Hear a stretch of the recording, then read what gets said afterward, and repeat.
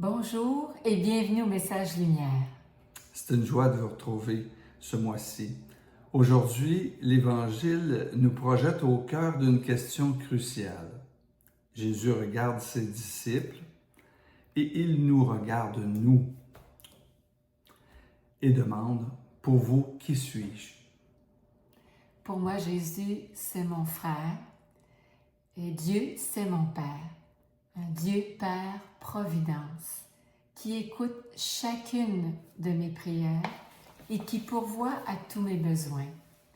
C'est un Père aussi qui sait tout, qui peut tout, qui est tout puissant, en qui j'ai confiance et celui sur qui je peux compter en tout temps. Quand j'ai une inquiétude, un problème, je fais tout ce que je peux humainement pour régler ce problème, cette inquiétude. Puis j'écris à Dieu, c'est ma façon de faire, pour lui dire de quoi il s'agit, même si je sais très bien qu'il le sait. Je lui donne mon problème, je lui remets et je lui demande son aide et je lui fais confiance. Quand je relis ces feuilles, je suis toujours émerveillée de voir son action. Pour vous, qui suis-je? Pour moi, Dieu, c'est mon sauveur. C'est un Père aussi qui donne un sens à ma vie. Ma vie n'aurait pas de sens sans lui. C'est pour cela que je le recherche dans sa parole, la Bible. On lit chaque matin. Ses sacrements, la messe à tous les jours, la communion, la confession fréquente, le sacrement du mariage, on prie par notre sacrement de notre mariage. J'ai besoin de me laisser guider par lui, de m'imprégner de lui remettre ma vie. C'est un Père aussi qui m'aime d'un amour qui ne finira jamais. D'ailleurs, le psaume 138, aujourd'hui, dans la liturgie, il dit « Éternel est ton amour ». Et c'est un Père qui m'aime malgré mes faiblesses, mes nombreuses faiblesses. Un Dieu miséricorde. C'est merveilleux de se savoir aimer par lui malgré nos pauvres misères humaines. Et toi, Alain? Pour moi, Jésus, c'est le Sauveur qui est envoyé par le Père. Mais j'ai le goût de faire une précision parce que ça m'a passé dans la tête tout ce mois-ci. Quand on parle de Jésus, on parle de la Trinité à la fois, donc le Père, le Fils et l'Esprit Saint.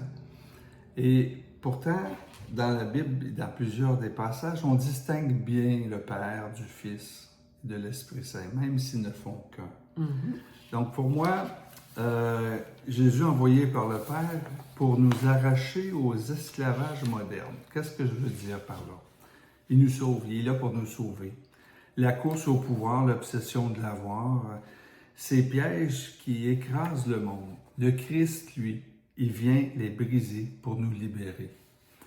Jésus a dit à Pierre, « Sur cette pierre, je bâtirai mon Église, et les portes de la mort ne l'emporteront pas. » Aujourd'hui, face à toutes les croyances qui font balloter nos cœurs, la question revient. Pour vous, qui suis-je? Mon choix est fait. Je choisis la vie avec le grand V. Et chaque fois que je fais ce choix, l'itinéraire est le même. Une paix profonde, une joie tranquille et des solutions pacifiques à tout événement. Je m'attache à cette Église aussi, car c'est elle qui détient les clés et nous montre le chemin vers la Trinité. C'est beau. D'autre part, ce qu'on remarque, c'est que tout de suite après la réponse de Pierre, Jésus lui donne une mission. Tu viens de le dire, hein? Tu es Pierre et sur cette pierre, je bâtirai mon Église. C'est la même chose pour nous. Dieu a besoin de nous pour son Église et nous envoie pour rendre présente sa personne, pour être son visage dans notre monde d'aujourd'hui. Ce ne sont pas nos discours sur Dieu qui font du bien, mais c'est de montrer que nous sommes habités par une présence, par lui. Léon XIV disait aussi dans sa première homélie en 2025 que la première tâche du chrétien est de disparaître pour que le Christ grandisse. Je vous donne un exemple. Je rencontre à chaque mois des parents qui veulent faire baptiser leur enfant avec le parrain et la marraine. En gros, bon, je leur parle du baptême, je leur dis que Dieu va devenir le Père au ciel de l'enfant, que Dieu est vivant à côté de nous, qu'il entend nos prières, etc. Bon.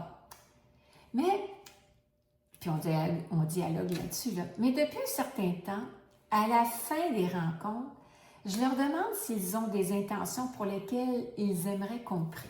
Ils sont toujours surpris. Puis, je ferme les yeux.